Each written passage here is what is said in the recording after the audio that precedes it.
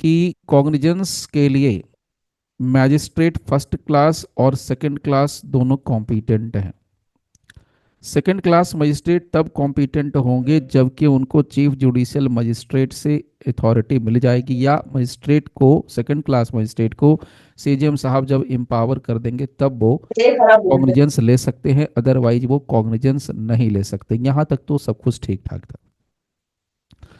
और कॉग्निजेंस के लिए हम लोगों ने ये भी डिस्कस कर लिया था कि कॉग्निजेंस 3 तरीके से लिया जा सकता है मजिस्ट्रेट साहब की तरफ से।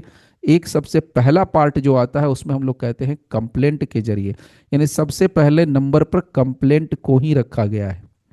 अगर ध्यान दीजिए तो सबसे पहले हम लोग क्या करते हैं, पुलिस के पास एफआईआर कराने के लिए जाते हैं। पुलिस एफआईआर नहीं करती है तो हम लोग एसपी के पास जाते हैं, और एसपी भी कुछ एक्शन नहीं लेते, तब हम लोग कंप्लेंट के पास जाते हैं। ये दोनों प्रोसेस खत्म होने के बाद तो सबसे पहले नंबर पर कंप्लेंट को ही रखा गया है। 210 sub section 1 clause number A, upon receiving a complaint of facts. दूसरा जो पोजीशन मिलता है उसमें हम लोग बात करते हैं तो वो है पुलिस रिपोर्ट। तो दूसरे में था पुलिस रिपोर्ट, यानी पुलिस रिपोर्ट के बेस पर कॉग्निजेंस मजिस्ट्रेट साहब ले सकते हैं। तीसरा ऑप्शन जो पहले नंबर पे आता है, तीसरे में 2 है लेकिन उसमें पहले नंबर पे आता है इंफॉर्मेशन, और चौथे नंबर पर आता है ओन नॉलेज। ये 4 बातें आती हैं। अब इसकी गहराई में थोड़ा उतरते हैं धीरे धीरे समझते हुए चीज़ों को, ठीक है। तो 4 चीज़ें आ गई और ये 4 चीज़ों पर यहाँ पर कॉग्निजेंस लिया जा सकता है और कोई ऑप्शन यहाँ पर नहीं बनता है। सो इन्फॉर्मेशन और नॉलेज। ना वो मुद्दा ये है कि आपने डेफिनेशन पढ़ा होगा कंप्लेंट का।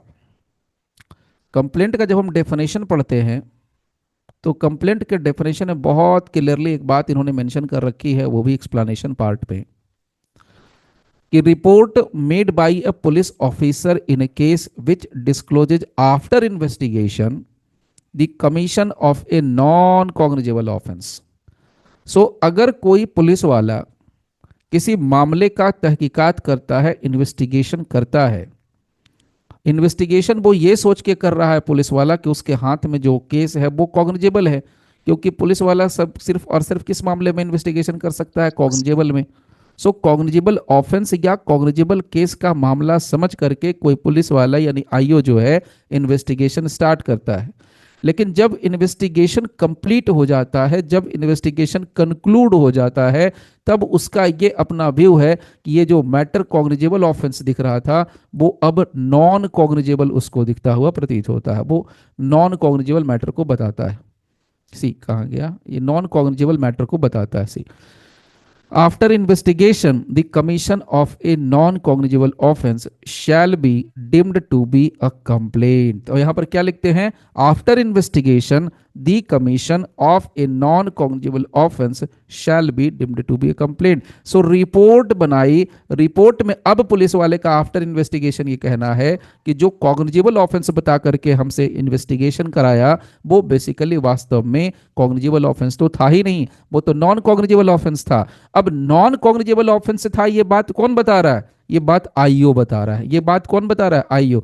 आईओ मतलब यहां पर एसएचओ, हम सीधा शब्दों में कहें तो एसएचओ बता रहा है मजिस्ट्रेट साहब को कि जनाब ये मामला सीधे सीधे तौर पर क्या है, नॉन कॉग्निजेबल ऑफेंस का मामला है। ये सूचना कौन दे रहा है, एसएचओ। किसको दे रहा है, मजिस्ट्रेट को। तो यहां पर कंप्लेंट का जब आप डेफिनेशन देखोगे तो कंप्लेंट का डेफिनेशन है 21H में, जो ये कहता है कि जो ये सूचना, जो ये इंफॉर्मेशन या जो ये रिपोर्ट, सीधे सीधे शब्दों में कहे कि जो ये पुलिस वाली जो रिपोर्ट है, ये रिपोर्ट अब कहलाएगी कंप्लेंट। तो ये जो यहां पर रिपोर्ट बन के जा रही है, इस रिपोर्ट को हम कहेंगे कंप्लेंट। देखिए कायदे से देखिए तो वो क्या है, पुलिस की रिपोर्ट है। यही कंफ्यूजन होता है, क्योंकि हमें यहां पर क्या अथॉरिटी मिली है, हमें तो ये पता चला, मजिस्ट्रेट को ये पता है कि भाई पुलिस रिपोर्ट आएगा तभी मैं कॉग्निजेंस ले पाएगा, पुलिस रिपोर्ट आएगी तभी कॉग्निजेंस हम ले पाएंगे। ये उसके दिमाग में सीधे सीधे मजिस्ट्रेट के बात बैठी हुई है। लेकिन जब पुलिस की रिपोर्ट आती है, पुलिस की रिपोर्ट पढ़ी जाती है, तब ये बात क्लियर होती है कि अरे भाई इसमें तो मामला ही कुछ उल्टा है, ये तो कह रहा है कि नॉन कॉग्निजेबल है। तो जब नॉन कॉग्निजेबल है लिख करके अगर रिपोर्ट बन के आई तो उस पुलिस रिपोर्ट को आप पुलिस रिपोर्ट नहीं कहेंगे, उस पुलिस रिपोर्ट को आप पुलिस रिपोर्ट नहीं कहेंगे, उस पुलिस रिपोर्ट को कंप्लेंट समझा जाएगा। और जैसे ही वो कंप्लेंट समझा जाएगा तो कंप्लेंट के हिसाब से वो पुलिस वाला क्या कहलाएगा, कंप्लेनियंट कहलाएगा। यानी जो एसएचओ के सिग्नेचर से गया था अब रिपोर्ट, वो एसएचओ अब क्या हो गया, कंप्लेनियंट हो गया। और जो रिपोर्ट उसने सबमिट करी वो कंप्लेंट हो गई। और अब जो मजिस्ट्रेट साहब अगर उसी कंप्लेंट के बेस पर कॉग्निजेंस ले लेंगे तो वो कॉग्निजेंस कहलाएगा under section 210 sub section 1 clause number A, यहां पर कहलाएगा। यहां पर ये 210 sub section 1 clause number A कहलाएगा, ना कि बी कहलाएगा। एकदम बेसिक सा पार्ट यहां पर समझ लीजिए। क्लियर? अब चलिए आगे चलते हैं। दूसरा बड़ा एक इंटरेस्टिंग सा पार्ट आता है, इसमें ये कहते हैं कि भाई प्रोसेस क्या है, व्हाट इज द प्रोसेस। अगर किसी मजिस्ट्रेट साहब के पास कंप्लेंट की कॉपी रिसीव होती है, थोड़ा टेक्निकल चल रहा है अभी, कंप्लेंट वाले पार्ट को और डिटेल से बता रहा हूं। अगर किसी मजिस्ट्रेट के पास एक कंप्लेंट की कॉपी रिसीव होती है तो मजिस्ट्रेट साहब उस पर क्या क्या कर सकते हैं, क्या नहीं कर सकते। हमें तो यहां पर बता दिया कि मजिस्ट्रेट साहब के पास अगर कंप्लेंट की कॉपी आएगी तो मजिस्ट्रेट साहब कॉग्निजेंस ले सकते हैं, लेंगे नहीं। लेकिन हाँ, आगे मैं बताऊंगा, उसमें सुप्रीम कोर्ट का एक बड़ा शानदार जजमेंट है, हरियाणा का एक है, मैं नाम ही भूल रहा हूं, जैसे याद आता है मैं बताता हूं। उसमें सुप्रीम कोर्ट ने यह कहा रखा है कि अगर मे लिखा हुआ है तो इसका मतलब, मे का मतलब यहां पर मजिस्ट्रेट बाउंड है कॉग्निजेंस लेने के लिए, ये नहीं कि मजिस्ट्रेट का डिस्क्रेशन अपना चला सकते। ठीक है, ये बात आती है, मैं केस का नाम भी बता देता हूं, Sampat Singh versus state of Haryana. पहले एक बात ये लिख लीजिए, Sampat Singh versus state of Haryana, Sampat Singh versus state of Haryana.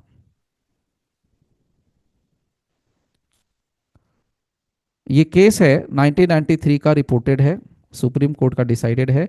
और इस केस में सुप्रीम कोर्ट ने साफ साफ कह दिया कि इफ डिस्पाइट, क्या लिखते हैं, despite the use of the word में, इवन दो कि हमारे बेयर एक्ट में भारत सरकार ने मे शब्द लिखा हुआ है, but magistrate is bound to take cognizance of an offence if there is before him a proper complaint or a proper police report. तो यानी कह रहे हैं, सुप्रीम कोर्ट कह रही है कि अगर प्रॉपर पुलिस रिपोर्ट मजिस्ट्रेट के सामने आती है तो मजिस्ट्रेट बाउंड है कॉग्निजेंस लेने के लिए। अगर प्रॉपर कंप्लेंट आती है तो मजिस्ट्रेट बाउंड है कंप्लेंट लेने के लिए, यानी सॉरी कॉग्निजेंस लेने के लिए, कॉग्निजेंस उसको हर हालत में लेना ही लेना है, ये कह दिया गया। ये तो बात हो गई। तो हम लोग बात कर रहे थे कि मजिस्ट्रेट साहब कॉग्निजेंस लेंगे, ये हम लोग समझते हैं मोटे तौर पर। अब अगर किसी मजिस्ट्रेट साहब के पास कंप्लेंट की कॉपी पहुंच गई, on receiving a complaint before the magistrate, magistrate क्या कर सकते हैं, magistrate may take cognizance. Magistrate क्या कर सकते हैं, मजिस्ट्रेट मे टेक कॉग्निजेंस। ध्यान से सुनिएगा, magistrate may take cognizance, cognizance मतलब पहले संज्ञान ले लेना, मजिस्ट्रेट में टेक कॉग्निजेंस। अब पहले कॉग्निजेंस ले लेंगे, कॉग्निजेंस लेने का मतलब उनको ये पता चल जाएगा कि भाई कौन कौन सा मामला है, किस सेक्शन के तहत ये अपराध आया है, जो किस सेक्शन के तहत ये कंप्लेंट की कॉपी मेरे पास आई है, तो उस सेक्शन पर वो पहले कॉग्निजेंस ले सकते हैं। ठीक है, ये ले सकते हैं। उसके बाद एंड देन, उसके बाद क्या हो सकता है, उसके बाद वो एग्जामिन कर सकते हैं किसको, द कंप्लेनिएंट, जो शिकायत करता है उसको वो एग्जामिन कर सकते हैं on oath, on oath. This is the situation. या अगर नहीं ऐसा करना है और इंस्टेड ऑफ टेकिंग कॉग्निजेंस, अगर मजिस्ट्रेट चाहे तो कॉग्निजेंस नहीं लेकर के, यानी कंप्लेंट आया, अब कहते हैं ना ना हम तो भैया कॉग्निजेंस नहीं लेंगे, नो कॉग्निजेंस। मजिस्ट्रेट साहब ने कहा नो कॉग्निजेंस, यहां पर मजिस्ट्रेट साहब क्या कर सकते हैं, मे ऑर्डर इन्वेस्टिगेशन, मे ऑर्डर इन्वेस्टिगेशन। सो देखिए ये जरूरी नहीं है, ये डिस्क्रिशन है एक तरीके से, साफ सुथरे तरीके से मैं बता रहा हूं कि अगर कंप्लेंट की कॉपी मजिस्ट्रेट के पास जाएगी तो मजिस्ट्रेट साहब क्या करेंगे। पुलिस रिपोर्ट नहीं बोल रहा हूं, कंप्लेंट बोल रहा हूं। मर्जी उनकी कॉग्निजेंस ले सकते हैं, मर्जी उनकी वो इन्वेस्टिगेशन करा सकते हैं पुलिस वाले से। पुराने वाले में 156(3) था। पुलिस क्या कर सकती है, पुलिस उसके बाद जैसे ही मजिस्ट्रेट साहब का आदेश होगा, पुलिस क्या कर लेगी, इन्वेस्टिगेशन कर लेगी और उसके बाद रिपोर्ट बना के सबमिट करेगी। अब देखिए यहां पर मामला क्या चला था, कंप्लेंट। मजिस्ट्रेट को लगा कि लेना है कॉग्निजेंस ले लेगा, नहीं लिया तो क्या करवा दिया मजिस्ट्रेट साहब ने, इन्वेस्टिगेशन। जैसे ही इन्वेस्टिगेशन हो गया तो इन्वेस्टिगेशन कंप्लीट होगा तो अब क्या बन के आएगा, पुलिस रिपोर्ट। अब जैसे ही पुलिस रिपोर्ट आ जाएगी मजिस्ट्रेट साहब के पास, under section 210 sub section 1 clause number B, अब ये कहां काउंट करेंगे हम, 210(1)(b।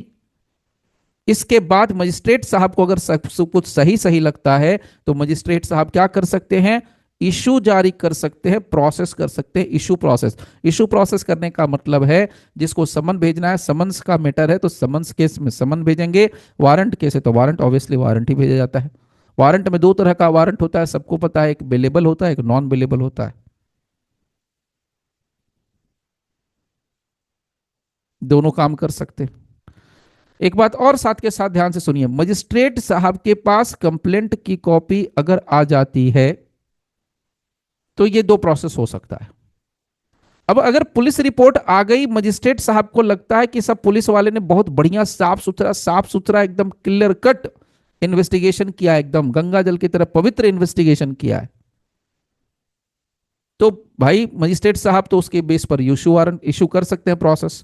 लेकिन अगर मजिस्ट्रेट साहब को लगता है कि पुलिस वाले ने कुछ गड़बड़ कर रखी है तो then magistrate is not bound, फिर से मैं लिख दे रहा हूं, magistrate is not bound with the police report, not bound with the police report. जो पुलिस रिपोर्ट का जो कंक्लूजन है कि हाँ अपराध बनता है नहीं बनता है, अक्यूज ने अपराध किया है नहीं किया है, भाई पुलिस रिपोर्ट के कंक्लूजन होता है कि जो अपराधी होगा, जो अक्यूज्ड पर्सन होगा, उसके बारे में कहते हैं कि हाँ not sent up for trial, या लिख के बोलेंगे कि सेंट अप फॉर ट्रायल। तो वैसे केस में मजिस्ट्रेट जो है उससे बंधे हुए नहीं है, magistrate is not bound by the conclusions drawn by the police, और अपने हिसाब से वो प्रोसेस को चला सकते हैं। यहां पर इस बात को समझ लीजिए। तो क्या क्या चीजें हो सकती हैं वो यहां पर बता दिया। अच्छा, इसके अलावा एक और चीज हो सकती है, देखिए कितनी बातें मैं बता रहा हूं, एक कंप्लेंट आने पर, देखिए मैं थोड़ा यहाँ समराइज कर देता हूँ, एक बार और चलिए बता देता हूँ। कंप्लेंट आने पर डायरेक्ट कॉग्निजेंस लेने का इच्छा है ले लीजिए, केस के फैक्टर सर्कमस्टांसेस के आधार पर। नहीं लेना है आपको इन्वेस्टिगेशन कराना, आप इन्वेस्टिगेशन करा सकते हैं। दूसरा ऑप्शन तो है इन्वेस्टिगेशन करा के इशू प्रोसेस कर सकते हैं, या अब इन्वेस्टिगेशन करवा लिया, आपको रिपोर्ट पसंद नहीं आई पुलिस रिपोर्ट, तो उसको छोड़ देंगे और पुलिस रिपोर्ट को छोड़ते हुए आगे प्रोसीड कर सकते हैं।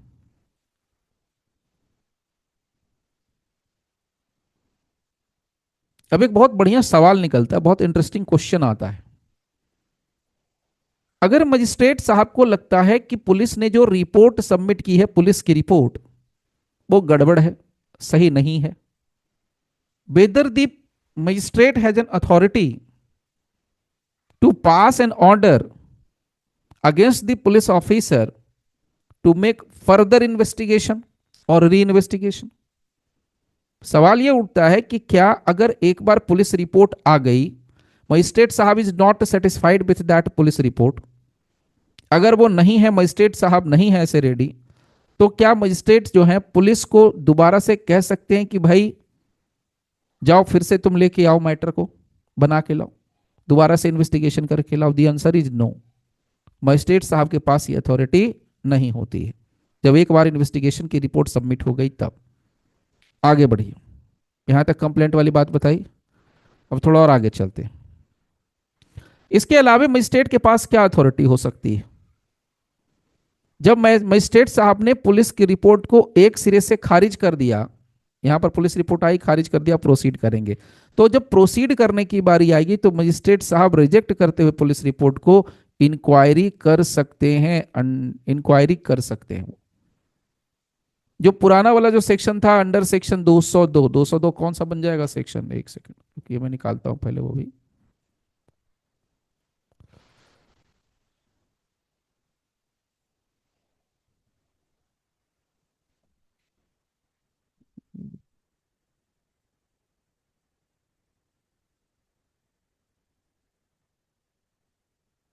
देखिए,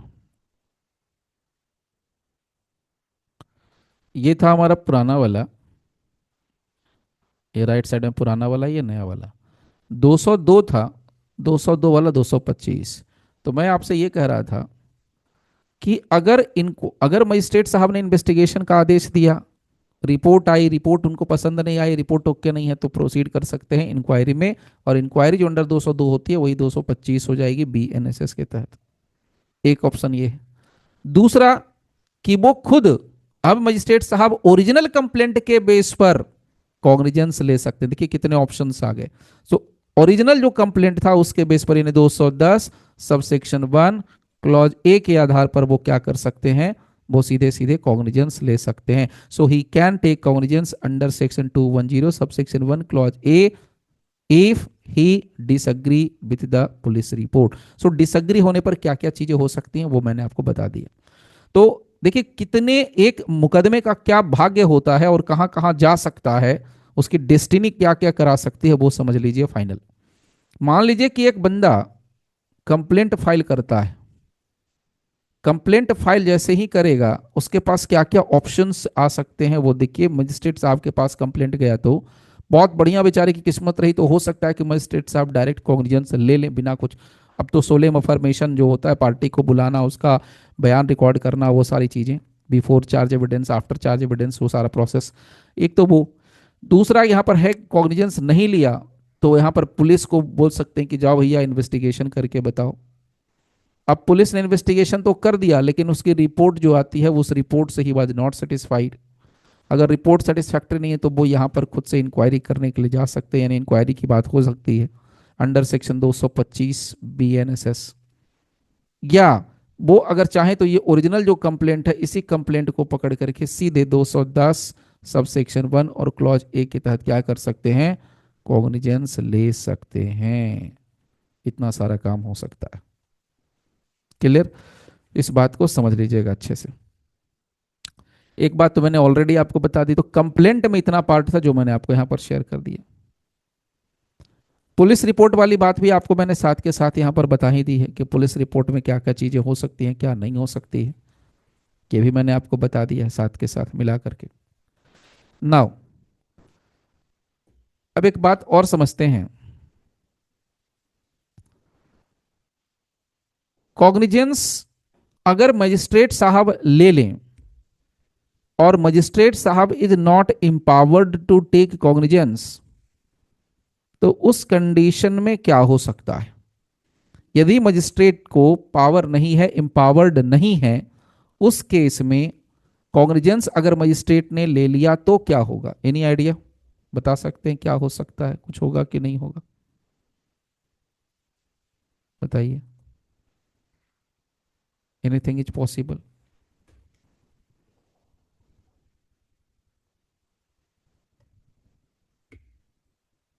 कुछ हो सकता है, नहीं हो सकता है?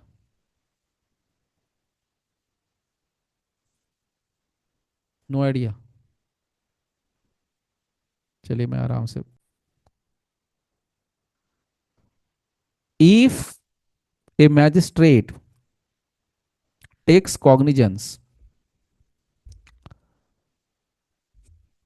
Of an offence who is not empowered to take cognizance, अगर मजिस्ट्रेट साहब अगर ऑथोराइज नहीं थे कॉग्निजेंस लेने के लिए और मजिस्ट्रेट साहब ने कॉग्निजेंस सपोज कीजिए ले लिया, तो उस केस में क्या होगा?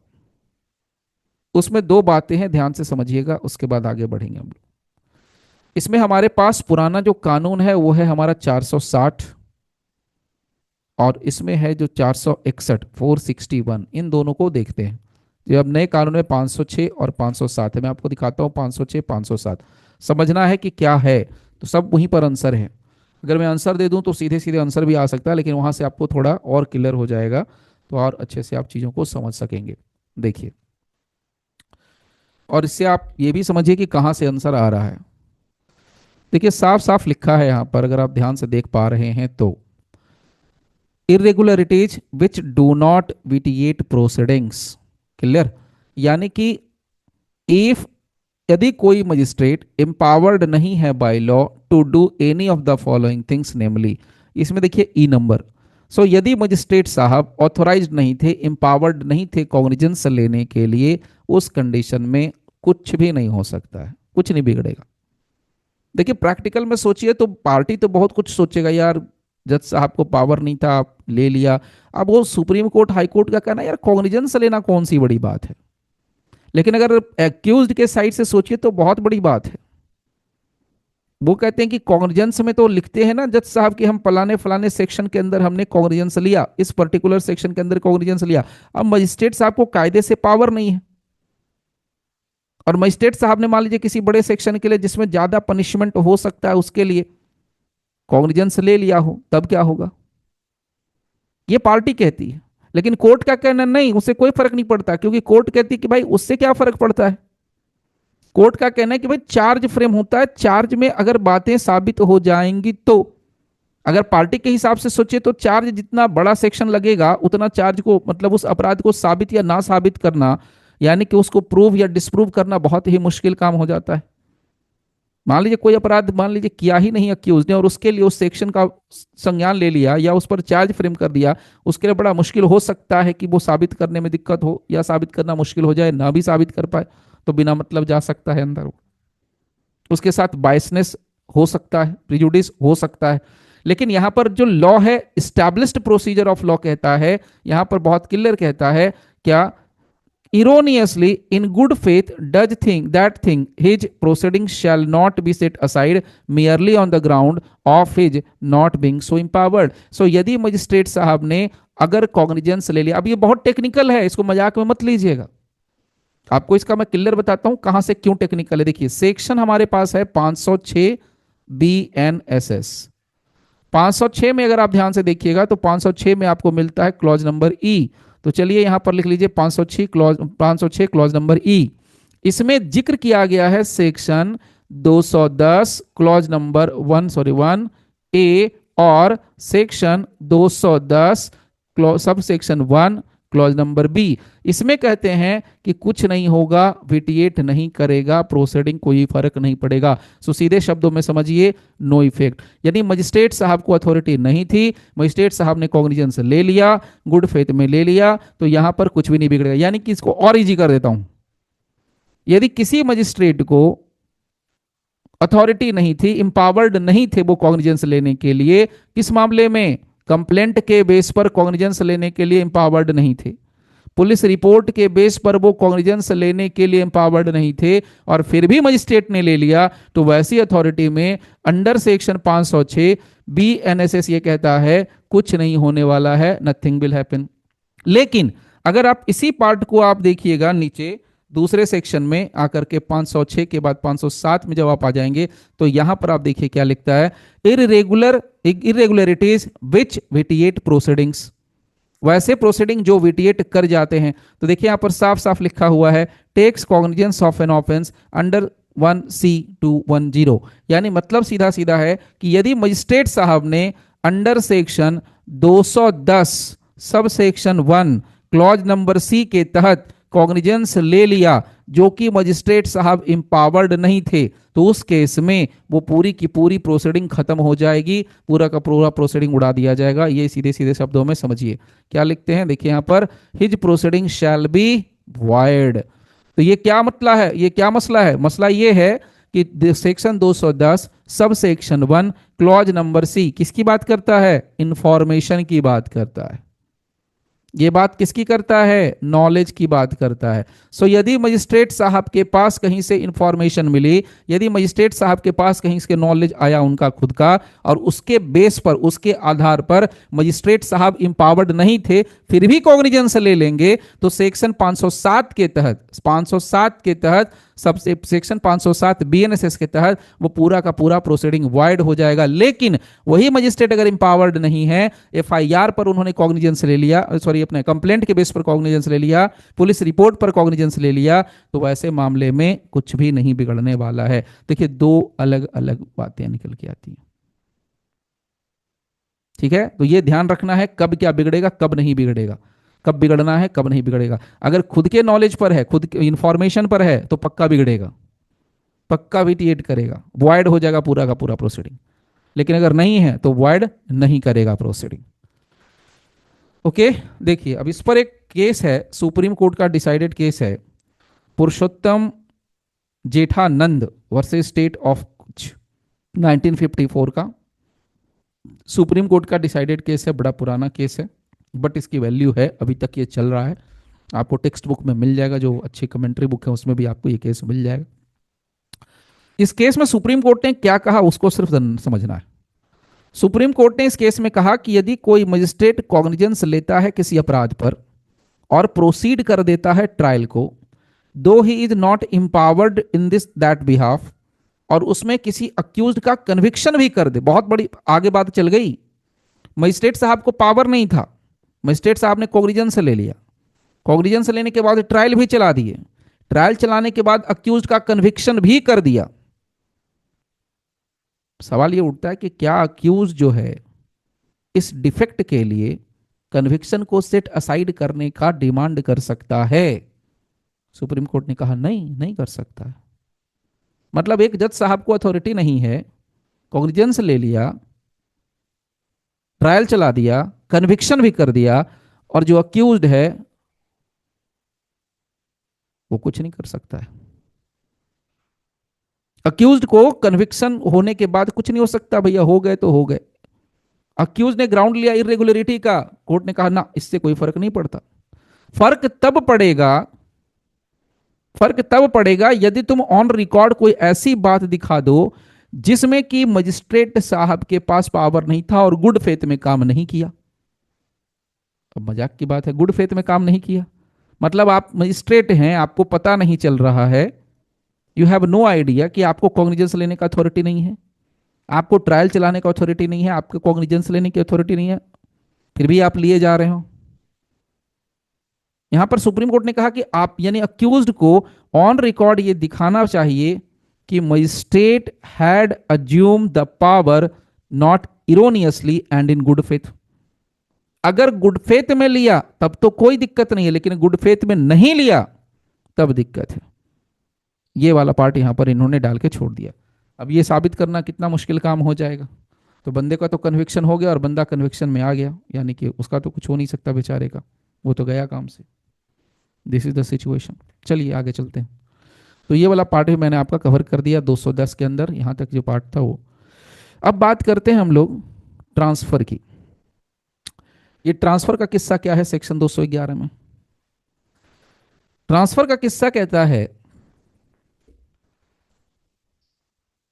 कि मजिस्ट्रेट साहब जो कॉग्निजेंस लेंगे, अगर वो सेक्शन 210 के सब सेक्शन 1 के क्लॉज नंबर सी पर है, यानी इंफॉर्मेशन के आधार पर या नॉलेज के आधार पर अगर मजिस्ट्रेट ने कॉग्निजेंस ले लिया, उस केस में मजिस्ट्रेट की ये ड्यूटी बनती है, मजिस्ट्रेट इज लीगली, फिर से रिपीट कर रहा हूं, magistrate is legally duty bound to tell the accused कि भाई तुम चाहो तो अपने केस का किसी और के पास ट्रांसफर करा सकते हो, किसी और मजिस्ट्रेट से अपना ट्रायल वगैरह बाकी का प्रोसीडिंग करा सकते हो। लेकिन अब सवाल ये उठता है, द क्वेश्चन हियर इज कि अगर मान लीजिए मजिस्ट्रेट साहब ने ऐसा नहीं बताया, तब क्या होगा भाई? What will happen in that situation? Failure to tell the accused of his right to be tried by another magistrate, इसमें क्या होगा? कुछ हो सकता है या नहीं हो सकता है? That is the point. इसका क्या जवाब होना चाहिए? इसका जवाब मिलता है 465 यानी कि 511 में। देखिए मैं आपको 511 दिखाता हूं, देखिए 511 subject to the provisions herein before contained no finding, no sentence or order passed by a court of a competent jurisdiction shall be reversed or altered by a court of so and so, कुछ भी यहां पर आ जाइए, unless in the opinion of that court a failure of justice has in fact been occasioned thereby। मतलब क्या हो गया? मान लीजिए मजिस्ट्रेट साहब नहीं बताए, कोई फर्क नहीं पड़ता है, नहीं फर्क पड़ेगा। इसमें क्या क्या चीजें आ रही है अगर आप ध्यान से देखिए तो सारा इरेगुलरिटी सब कुछ कवर है। क्या लिखते हैं? Confirmation so and so so and so, यहां देखिए एनी एरर कॉमा ओमिशन, ये ओमिशन होगा उनके तरफ से, ये लीगल ड्यूटी है, मजिस्ट्रेट साहब की legal duty, magistrate is legally bound to tell the accused कि तुमको ये करना है, तुमको ये नहीं करना, तुम्हारा ये राइट है, ये बात यहां पर साफ साफ लिखी है। क्या लिखते हैं?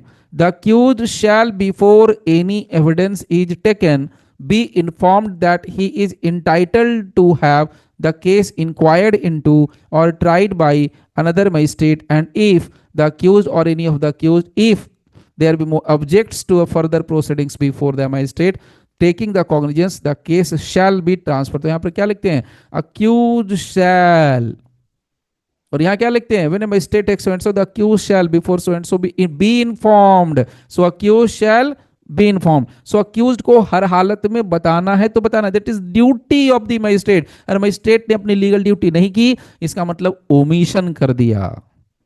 जो काम आपको करने के लिए कहा जाए, जो काम को करने की आपकी लीगल ड्यूटी है, वो लीगल ड्यूटी आप नहीं पूरा करते हो, तो लीगल ड्यूटी कह रहा हूं, मोरल नहीं, लीगल ड्यूटी, तो फिर उसको हम कहते हैं ओमिशन। तो यहां पर मजिस्ट्रेट साहब ने कर दिया ओमिशन, तो कुछ बिगड़ेगा मजिस्ट्रेट साहब का? कुछ नहीं बिगड़ेगा। यही बात अभी पिछले सेशन में मैं कह रहा था, देर इज नो अकाउंटेबिलिटी। ऐसा बात को घुमा के छोड़ दिया है कि भाई कुछ नहीं हो सकता, अब मजिस्ट्रेट साहब कुछ भी कर लें, कुछ नहीं होगा। अब ये साबित करते रहिए कोर्ट के अंदर कि फेल्योर ऑफ जस्टिस हुआ है कि नहीं हुआ है। So in the opinion of that court a failure of justice has in fact been occasioned thereby. तो जब तक आप ये साबित नहीं करोगे कुछ नहीं होने वाला है, अदरवाइज सब ओके है, सब चंगा सी।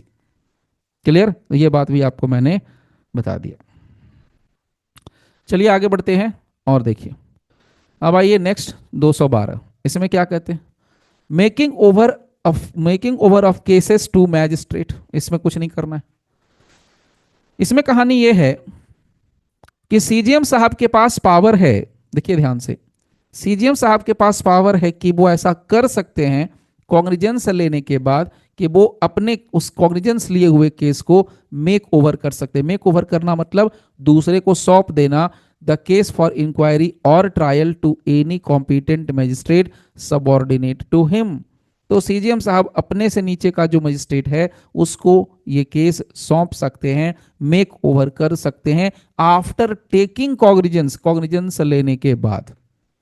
क्लियर? ये तो ठीक है भाई, सौंप दिया। नाउ सबसेक्शन 2 क्या कहता है?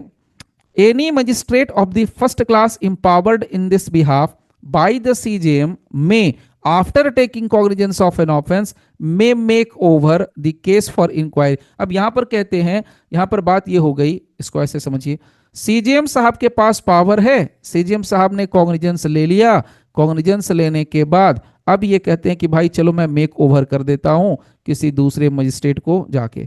तो मजिस्ट्रेट को क्या कर दिया? मेक ओवर कर दिया। ये पावर कहां से निकल के आया? ये पावर निकल के आया 212 के सबसेक्शन 1 से। ओके, कहां गया भाई? 212 का सबसेक्शन 1, 212 सबसेक्शन 1 बीएनएसएस। अब यहां पर 212 का सबसेक्शन 2 बड़ा इंटरेस्टिंग है। वो कहता है कि भाई सीजीएम साहब ने फर्स्ट क्लास मजिस्ट्रेट को अथॉरिटी दे दी, जुडिशियल मजिस्ट्रेट फर्स्ट क्लास, इसको अथॉरिटी दे दी कि ये अपना जो सबऑर्डिनेट है उसको ये मेक ओवर कर सकता है अपना कॉग्निजेंस लेने के बाद। तो यहां पर इस साहब ने क्या किया? कॉग्निजेंस ले लिया, और यहां पर कह रहे हैं कि जाओ भैया मेक ओवर कर देते हैं और जाके तुम अब इसका क्या करो? इंक्वायरी करो। तो यहां पर क्या लिखते हैं? Any magistrate in the first class, any magistrate sorry of the first class empowered in this behalf by whom? by the CJM। तो सीजीएम साहब ने पावर दे दिया फर्स्ट क्लास मजिस्ट्रेट को, और उसके बाद क्या कहते हैं? मे आफ्टर टेकिंग कॉग्निजेंस, कॉग्निजेंस लेने के बाद, मेक ओवर, कॉग्निजेंस ले ले फर्स्ट क्लास मजिस्ट्रेट, उसके बाद the case for inquiry or trial के लिए दूसरे किसी कॉम्पिटेंट मजिस्ट्रेट को as the chief judicial magistrate अगर दिया हो तो उसको सौंप सकते हैं।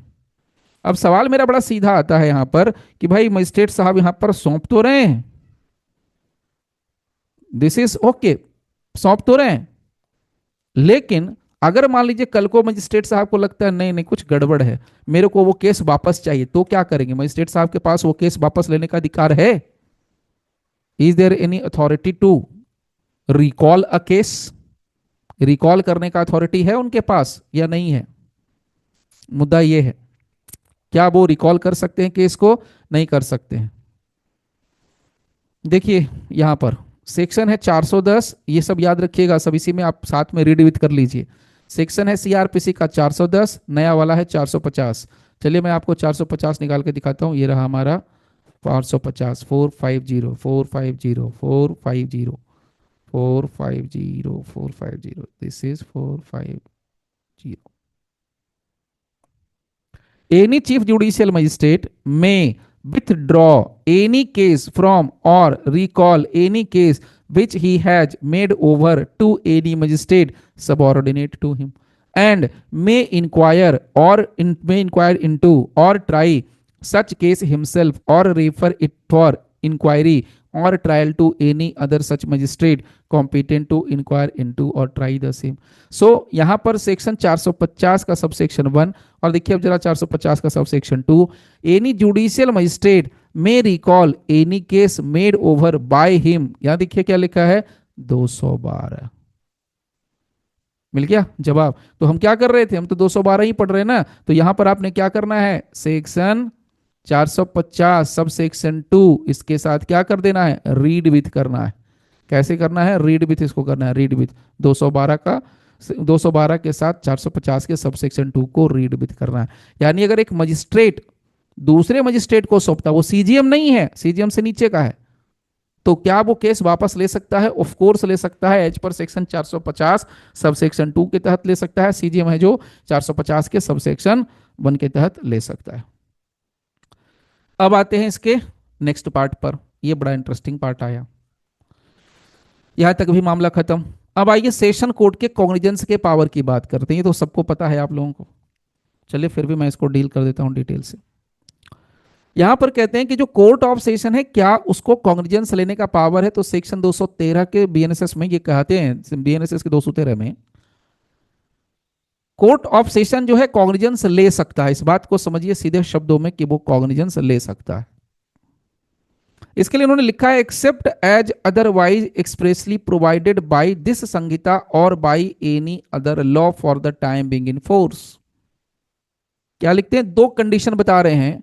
कहते हैं except as otherwise expressly provided by this Sanhita, BNSS में अगर कहीं पर क्लियर कट प्रोविजन है, खुल्लम खुल्ला प्रोविजन है, ओपन प्रोविजन है, जिसमें यह कह दिया गया है कि जो सेशन कोर्ट है, जो सेशन जज साहब हैं, वो किसी अपराध का संज्ञान ले सकते हैं, तो वो ले सकते हैं।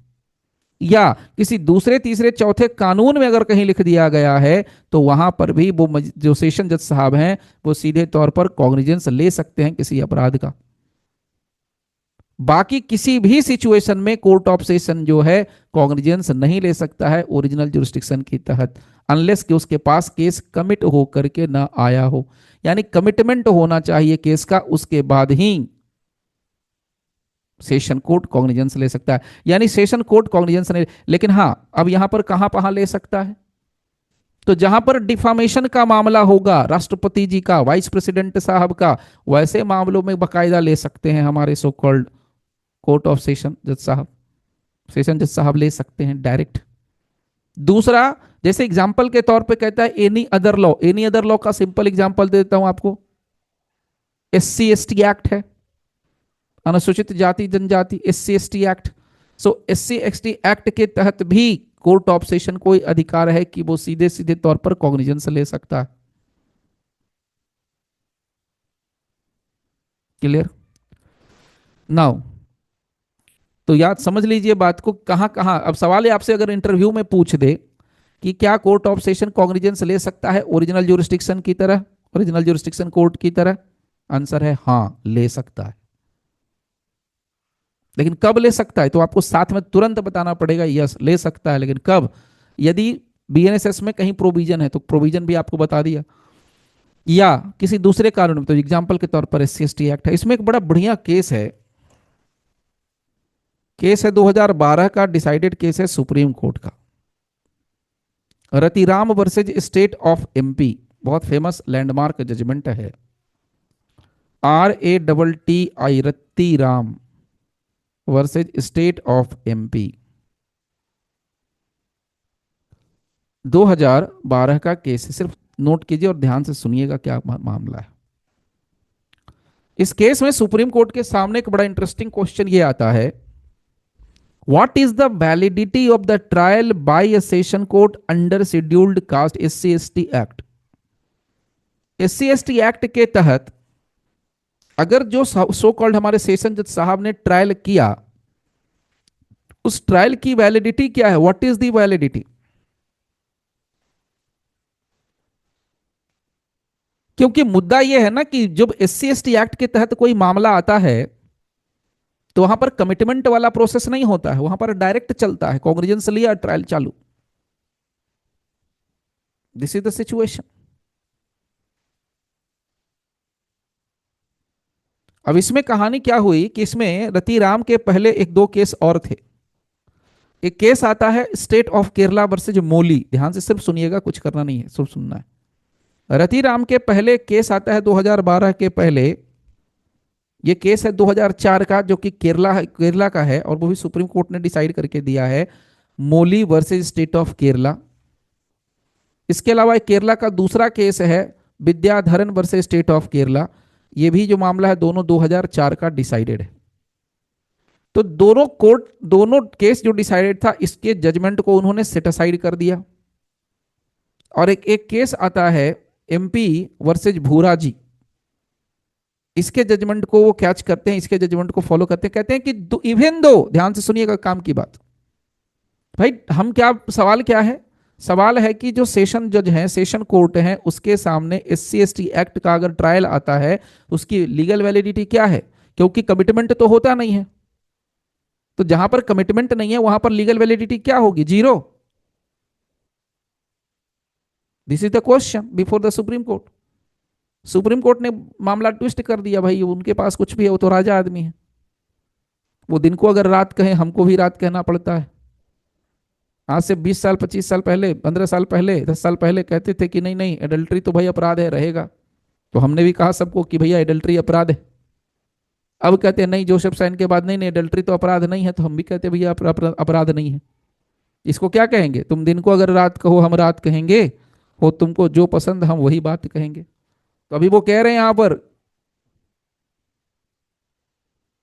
इवन दो कि अगर सेशन कोर्ट में ट्रायल कमिट नहीं होता है, कमिटमेंट का प्रोसेस नहीं होता है, फिर भी सेशंस कोर्ट में जो मामला SC/ST एक्ट वाला चलता है वो मामला सही है, उसमें कोई फेल्योर ऑफ जस्टिस नहीं होता है। फेल्योर ऑफ जस्टिस का कोई सवाल नहीं है, कमिटमेंट हुआ हुआ नहीं हुआ उससे कोई फर्क नहीं पड़ेगा, और इसमें कोई भी फेल्योर नहीं होता है, फेल्योर ऑफ जस्टिस का सवाल ही नहीं होता है। ओके, चलिए अब आगे थोड़ा बढ़ते हैं।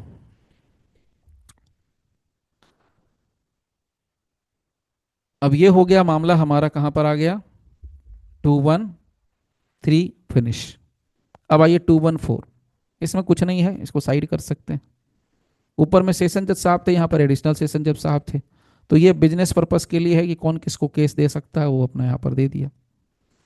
एन एडिशनल सेशन जज shall try such cases. Additional session जज को कौन सा केस मिलेगा? एडिशनल सेशन जज किस केस का ट्रायल करेंगे? सवाल ये है। कहते हैं एडिशनल सेशन जज आदमी तो गरीब होता है, पब्लिक के लिए बहुत बड़ा आदमी है, जो नहीं है उसके लिए तो बहुत बड़ा है, सच्ची बात यही है। बट एडिशनल सेशन जज के लिए यहां पर लिखता है कि shall try such cases as the session जज ऑफ द डिवीजन में बाय जनरल और special order make over to him for trial. तो सेशन जज देखिए, एडिशनल सेशन जज गरीब आदमी है, छोटा आदमी, सजा देने का पावर बराबर है, जितना सेशन जज को अधिकार है उतना एडिशनल सेशन जज को अधिकार है। लेकिन अगर अंदर की हायरार्की देखी जाए इनका इंटरनल, तो उसमें ये गरीब इसलिए हो जाते हैं, कम इसीलिए हो जाते हैं, सबऑर्डिनेट इसलिए हो जाते हैं कि सेशन जज साहब डिसाइड करेंगे कि भैया एडिशनल कौन सा केस देखेगा, कौन सा केस हम देखेंगे।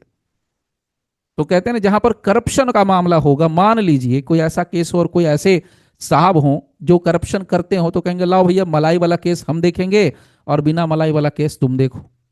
ऐसा होता था, रचना तिवारी लेखनपाल जो पकड़ाई थी दिल्ली के अंदर, उनके साथ ही था। तो जहां मलाई मोटा मलाई वाला केस होता था वो अपने पास रख लेती थी, क्योंकि वो डिस्ट्रीब्यूट करती थी। शिवा जो बेसिकली सीनियर सिविल जज, मैं भी उनकी कोर्ट में आर्गुमेंट किया था, सीनियर सिविल जज थी वो। तो नाउ अब जब सीनियर सिविल जज हैं तो उनको क्या है, उनको अथॉरिटी मिल जाती थी कि केस को डिस्ट्रीब्यूट करना है, जितने सिविल जज उनके अंडर में हैं तो कौन सा सिविल जज को कौन सा केस मिलेगा, कौन सा केस किसको देना है, ये वही डिसाइड करेंगे। तो देख लेते हैं कौन मलाई वाला केस है। अब जितना केस आ रहा है सिविल मैटर में क्या होता है, पैसे का मामला होता है, और कितना पैसे का केस है, कितने अमाउंट का केस है, वो तो फर्स्ट पेज पर ही लिखना पड़ता है पिटीशन के। दिखेगा या मोटा अमाउंट है, 2 करोड़ है, 4 करोड़ है, 70 लाख है, 80 लाख है, चलो भैया मेरा है, या जो भी अमाउंट है, 5 लाख 10 लाख जो भी उनके जुरिस्डिक्शन में आ रहा है, पिक्यूनरी जुरिस्डिक्शन में, बड़ा अमाउंट मेरा है। This is the situation. तो यहां पर क्या है, सेशन जज साहब ये डिसाइड करेंगे कि एडिशनल जज साहब क्या देखेंगे क्या नहीं देखेंगे। ठीक, ये हो गया मामला यहां पर खत्म। असली कहानी जो होती है शुरू यहां से अब 215 से शुरू होती है, जिसको हम लोग कहते हैं लिमिटेशन। अब इसमें क्या कहानी है वो समझिए। इसको हम लोग कहते हैं limitation on the power to take cognizance. मतलब बहुत इजी है, बहुत इजी है, ध्यान से समझिएगा। जो मेन पार्ट था वो आपको मैंने बता दिया। मतलब कॉग्निजेंस ले कौन सकता है, दिमाग में एकदम छाप के रख लीजिए। जुडिशियल मजिस्ट्रेट फर्स्ट क्लास और जुडिशियल मजिस्ट्रेट सेकंड क्लास यदि स्पेशली एम्पावर्ड हुए, लक्की हुए by him, specially empowered by him, empowered by CGM साहब। तो अगर सीजीएम साहब ने अथॉरिटी दी है तो जुडिशियल मजिस्ट्रेट सेकंड क्लास जो है कॉग्निजेंस लेंगे, अदरवाइज वो कॉग्निजेंस नहीं ले सकते। तो कॉग्निजेंस कौन लेगा, जुडिशियल मजिस्ट्रेट फर्स्ट क्लास। कैसे लेगा, तो 3 बेसिस पर लेता है। कौन कौन से 3 बेसिस वो होते हैं, पहला होता है कंप्लेंट, दूसरा होता है पुलिस रिपोर्ट, तीसरा होता है इंफॉर्मेशन, उसी के साथ लगता है नॉलेज। तो ये तो पक्की बात है। लेकिन अब कहते हैं कि अरे भाई ये सब कुछ होगा तो भी हम कॉग्निजेंस नहीं लेंगे, जाओ। अब कॉग्निजेंस लेने के लिए इनको कुछ अलग क्राइटेरिया देखना पड़ता है, वो क्राइटेरिया यहां से शुरू हो रही है। देखिए यहां पर बहुत क्लियर कट कहते हैं कि यदि कोई ऐसा मामला हो, ध्यान से सुनिएगा, सिर्फ सुनना है, फिर मैं आपको इसका समरी एक बार से दे दूंगा। यदि कोई ऐसा मामला हो जिसमें पब्लिक सर्वेंट के लॉफुल अथॉरिटी का कंटेम्प्ट हुआ है, यानी लोक सेवक का कंटेम्प्ट कर दिया गया है, वैसे मामले जहां पर पब्लिक जस्टिस वाला मामला है, जो या पब्लिक जस्टिस के खिलाफ मामले आए हैं, उन मामलों में, तो जहां पर कोर्ट का कंटेम्प्ट हो जाए, ऑफिसर्स का कंटेम्प्ट हो जाए, आईएएस आईएएस आईपीएस का कंटेम्प्ट हो जाए, पब्लिक सर्वेंट का कंटेम्प्ट हो जाए, वैसे मामले में अगर कंटेम्प्ट मैंने कर दिया, अगर कंटेम्प्ट आपने कर दिया, तो मैंने कंटेम्प्ट किया तो मेरा क्या होगा, मेरे खिलाफ कोर्ट कब एक्शन लेगा, मेरे को कब कोई पकड़ करके जेल में डालेगा, या मेरे को कोई सजा कब मिलेगी, जब तक कि कोर्ट लिखित में रिटर्न कोई कंप्लेंट दाखिल नहीं करती है तब तक मेरा कुछ नहीं बिगड़ेगा। मतलब जो आदमी कंटेम्प्ट कर रहा है उसका तब तक कुछ नहीं बिगड़ेगा जब तक कि रिटर्न में कंप्लेंट नहीं होगा, तब तक। यहां लिखा है, सॉरी, यहां क्लियर कट लिखे हैं, except on the complaint except on the complaint in writing of the public servant concerned or of some other public servant to whom he is administratively subordinate or of some other public servant who is authorized by the concerned public servant so to do। मतलब सीधे सीधे शब्दों में समझिए, मैं आपको एक summary देता हूं, पहले उस समरी को जरा नोट कीजिए तो बहुत सारी चीजें क्लियर हो जाएंगी। देखिए ये लिमिटेशन को आपको नोट करना चाहिए।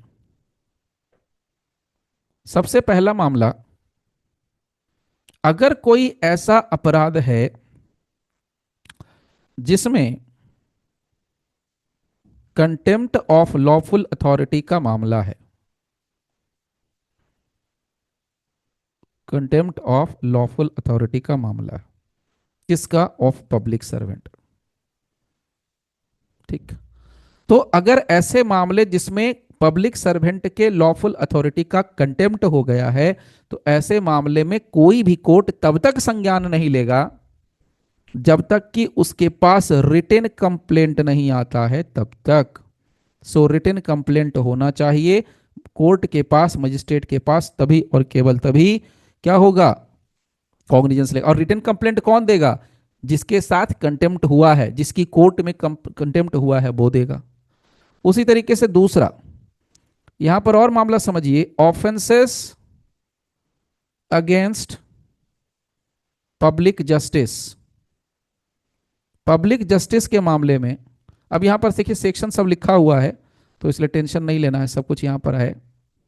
यहाँ देखिए सेक्शन है 206 से 223, यहाँ पर आ जाएगा, तो यहाँ पर आ जाएगा आपका 229 से 233, तो यहाँ पर लिखा हुआ है बोथ इंक्लूसिव, ठीक है, बोथ इंक्लूसिव ये वाला, ठीक है। नाउ नीचे वाला, सो इन मामलों में अगर हम बात करें तो अगेन इसमें भी क्या होगा, रिटन कंप्लेंट होगा, तभी और केवल तभी मजिस्ट्रेट साहब कॉग्निजेंस ले सकते हैं, अदरवाइज मजिस्ट्रेट साहब कोई कॉग्निजेंस नहीं ले सकते। तीसरी बात, अगर कोई ऐसा मामला है जो, आगे बढ़िए इसको पहले समझिए, prosecution for offences against state and for criminal conspiracy to commit such offence, इसको समझिए।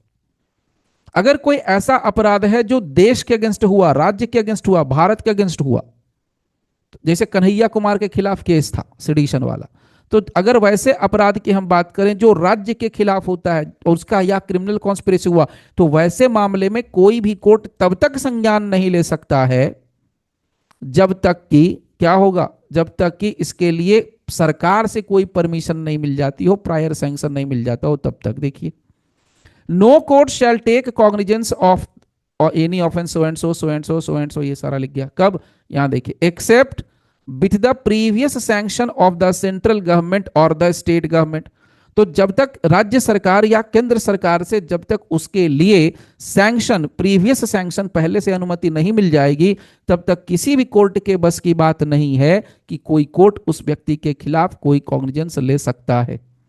उसी तरीके से नीचे आइए, सब सेक्शन 2, यहां सेक्शन नंबर है 217, subsection 2, no court shall take cognizance, कोई भी अपराध जो कि 197 सब सेक्शन 2 या 353 सब सेक्शन 3 बीएनएस के तहत होता है, तो वैसे मामले में कब होगा, except with the previous sanction of the central government of the state government or the DM, तो जब तक कि सेंट्रल गवर्नमेंट से प्रीवियस सैंक्शन ना मिल जाए, राज्य सरकार से प्रीवियस सैंक्शन ना मिल जाए, या डीएम से जब तक कोई सैंक्शन नहीं मिल जाता है प्रीवियस, तब तक किसी कोर्ट के बस की बात नहीं है कि कोई कोर्ट कॉग्निजेंस नहीं लेगा। अगर आप इस लाइन को अगर ध्यान से पढ़ेंगे, समझेंगे, तो आपको ये समझ में आ जाएगा कि भैया कोर्ट का जो पावर है उसको करटेल कर दिया गया, बांध दिया गया। लेकिन बहुत ऐसे जजमेंट आपको मिलेंगे जहां पर सुप्रीम कोर्ट ने साफ सुथरे कहा है, भैया कॉग्निजेंस ले लो, सैंक्शन आता रहेगा, सैंक्शन आता रहेगा, सैंक्शन बाद में भी आ सकता है, जरूरी नहीं कि आज ही आ जाए। अब ये डिपेंड करता है मजिस्ट्रेट की बुद्धि पर, डिपेंड करता है उनका डिस्क्रिशनरी पावर पे, वो करना क्या चाहते हैं, कर क्या सकते हैं, डिपेंड करता है केस के फैक्ट्स एंड सर्कमस्टांसेज पर। क्या केस का फैक्ट एंड सर्कमस्टांसेज ऐसा है कि बिना प्रीवियस सैंक्शन के हम आगे कॉग्निजेंस ले सकते हैं, या ऐसा है कि भाई आपको पहले लेना ही पड़ेगा प्रीवियस सैंक्शन तभी कॉग्निजेंस ले सकते हैं, तो ये सारी बातें आती हैं। उसी तरीके से यहां भी देखिए मुद्दा, आपको यहां भी दिखेगा, unless the state government or the DM has consented in writing to the initiation of proceeding, तो यहां पर क्या लिखते हैं, क्रिमिनल कॉन्स्पिरेसी अगर इन्हीं अपराध का किया गया, यही सब अपराध का, तो जब तक राज्य सरकार या डिस्ट्रिक्ट मजिस्ट्रेट लिखित में कंसेंट नहीं देगा, तब तक किसी भी कोर्ट के बस की बात नहीं है कि वो क्या करेगा, कॉग्निजेंस ले सकेगा। इसमें कुछ नहीं दिमाग आपको लगाना, एक्स्ट्रा कुछ करना ही नहीं है। Okay, now the central government और स्टेट गवर्नमेंट, देखिए, before according sanction 1 subsection 2 and the DM may before sanction 2 may before giving consent subsection 3 order A preliminary investigation, ये उनके लिए कहा गया है कि जब कोई आपके पास सैंक्शन के लिए आएगा तो आपको पहले क्या करना है, प्रीलिमिनरी इन्वेस्टिगेशन करा देना है, किससे, by a police officer, inspector rank का अधिकारी होना चाहिए, in which case such police officer shall have the power, so सारा पावर रहेगा। अब आइए इसमें, अब यहां पर भी लिमिटेशन है कोर्ट का, कोई भी कोर्ट किसी मजिस्ट्रेट के ऊपर, किसी पब्लिक सर्वेंट के ऊपर, जज साहब के ऊपर तब तक कॉग्निजेंस नहीं ले सकते हैं जब तक कि उसको क्या होगा, फिर से यहां पर प्रायर परमिशन नहीं मिलेगा, तब तक रिटन कंसेंट नहीं मिलेगा। देखिए मैं आपको दिखाता हूं क्या लिखा है, except with the previous sanction save as otherwise provided in the Lokpal and Lokayukta act 2013। So Lokpal और लोकायुक्त से जब तक कंसेंट नहीं मिल जाता है, प्रीवियस सैंक्शन नहीं मिल जाता है, तब तक उस केस में ना तो जज के ऊपर ना तो पब्लिक सर्वेंट के खिलाफ किसी तरह का कोई भी मुकदमा, कॉग्निजेंस नहीं लिया जा सकेगा। इसको क्या कहेंगे, इसको कहते हैं limitation, limitation of cognizance, limitation on cognizance. उसी तरीके से आगे बढ़िए, अगर वो बंदा सेंट्रल गवर्नमेंट का है तो सेंट्रल गवर्नमेंट पर सैंक्शन देगी, स्टेट गवर्नमेंट का तो स्टेट गवर्नमेंट देगी, बात खत्म हो गई। नाउ अब इसमें एक इंटरेस्टिंग बात जो अमित शाह जी ने करी है वो यहां पर है, इसको जरा ध्यान में रखिएगा। सेक्शन है 218 और इसका है प्रोवाइजो नंबर 2। याद रखिएगा, ये बहुत काम का है, पूछेगा जरूर। प्रोवाइजो नंबर 2 ऐसे भी आपको नॉलेज के लिए जानना चाहिए। क्या लिखा है? अगर मान लीजिए कि सरकार के पास हमने सैंक्शन के लिए चिट्ठी लिखी और सरकार मेरे चिट्ठी को लेकर के 120 डेज तक सो गई, जिस दिन चिट्ठी रिसीव हुआ उस तारीख से 120 दिन का अवधि बीत गया और सरकार ने कोई रिप्लाई नहीं किया, तो ये मान लिया जाएगा कि भाई सरकार ने सैंक्शन दिया है, ये कहते हैं। So 120 days from the date of the receipt of the request for sanction and in case it fails to do so the sanction shall be deemed to have been accorded by such government. तो ये एक बहुत अच्छा काम किया है अमित शाह ने मेरे हिसाब से, पर्सनली अगर मैं कहूँ तो, और सही भी है। नहीं तो किसी के खिलाफ अगर केस चलाना होता था पहले तो ले के सो गए फाइल, यही तो बात हम लोग पिछले बैच में कर रहे थे, कोई किसी का मालिक नहीं है, ले के फाइल सोया हुआ है तो सोया हुआ है। ठीक है, यहाँ पर भी आइए, यहाँ पर भी सेम कहानी है। Provided also no sanction shall be required in a case of public servant. अब यहाँ पर कहते हैं कोई सैंक्शन लेने की जरूरत नहीं है, ये सब आपको पता है, रेप वाले सेक्शंस हैं भारतीय न्याय संहिता के, सेक्सुअल ऑफेंसेज वाले सेक्शन है, इसमें कोई सैंक्शन लेना नहीं है। सैंक्शन वही लेते हैं जो उनकी ऑफिशियल ड्यूटी में। देखिए भाई, ऑफिशियल ड्यूटी में, तो ऑफिशियल ड्यूटी में आपको क्या रेप करने का परमिशन है? ऑफिशियल ड्यूटी में रेप करने का परमिशन तो नहीं है, ऑफिशियल ड्यूटी में किसी को पीटने का परमिशन तो नहीं है। In the discharge office official duty किसी को जान से मारने का तो परमिशन नहीं है। वो करेंगे तो कोई सैंक्शन नहीं चाहिए, आंख बंद करो सीधा कॉग्निजेंस लो, ये कुछ सोचना ही नहीं है। वही देखिए यहाँ पर लिखा गया है, no court shall take cognizance of in any offence alleged to have been committed by armed forces. तो अगर आर्म्ड फोर्सेज अगर यूनियन का है, भारत सरकार का है, तो उसके खिलाफ भी आप कॉग्निजेंस तब तक नहीं लेंगे जब तक कि भारत सरकार की तरफ से कोई प्रीवियस सैंक्शन नहीं आ जाएगा, तब तक। तो आर्म्ड फोर्सेज के मामले में यहाँ पर भारत सरकार से सैंक्शन लेना पड़ेगा। अब यहाँ पर कुछ करना नहीं, यहाँ पर लिख दिया इन्होंने, such class category central government का मतलब। ओके, यहां देखिए, notwithstanding no court shall take cognizance of any offence alleged to have been committed any member of office. अब यहाँ क्या लिखते हैं, बाय प्रोक्लामेशन। अभी 356 आर्टिकल वो इमरजेंसी वाला पार्ट है, तो खैर इसको हटाइए। इमरजेंसी के दौरान अगर राज्य सरकार में इमरजेंसी लगती है, स्टेट इमरजेंसी जिसको हम कह रहे हैं, तो वहां पर केंद्र का शासन हो जाता है, तो वहां पर उसी को कह रहा है कि सेंट्रल गवर्नमेंट से प्रीवियस परमिशन लेने के बाद आप वहां पर चला सकते हैं। नाउ इसमें कुछ नहीं करना है, central government state government determine कर सकती है the person by home the manner in which the offence और ऑफेंसेज फॉर विच, क्या हो सकता है, स्पेसिफाई कर सकते हैं कि किसके यहाँ ट्रायल चलेगा। आगे बढ़िए, 219 में ऑफेंसेज अगेंस्ट मैरिज, शादी ब्याह के मामले में कब आप कॉग्निजेंस लेंगे, मैरिज के मामले में कब कॉग्निजेंस लेंगे।